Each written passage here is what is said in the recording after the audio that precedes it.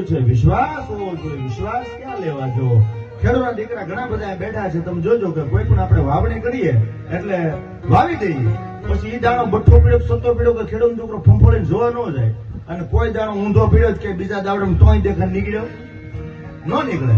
કેમ કે ખેડૂત દીકરો એટલો કે હે બ્રહ્માંડના અધિપતિ મેં વાવી દીધું છે, ઉગાડ્યું તારા હાથની વાત છે. ભલે મને એટલો વિશ્વાસ હોય ને તો એ ઉગે ઉગે ને ઉગે, પણ જો રાતે જાય ને આમ ફંફોળો જાય કોટા તો એના કોટા ભાંગી જાય, અને જેના ઉગતા કોટા ભાંગે એનું વરવ ફેલ જાય. એમ મને તમને આની પર શ્રદ્ધા હોવી જોઈએ, પણ જેના શ્રદ્ધાના કોટા ભાંગી જાય એનું જિંદગી ફેલ થઈ જાય. ભલા મને કહેવાનો મારો ભાવાર્થી છે, કહેવાનો મારો સોરી છે.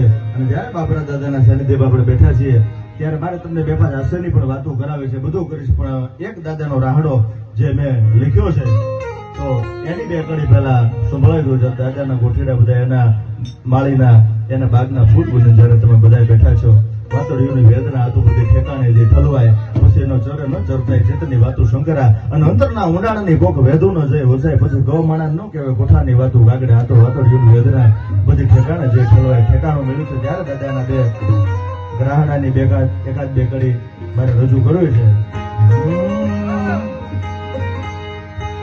એવા વારે જાવું મારદાય બાબરા દાદા વીરને,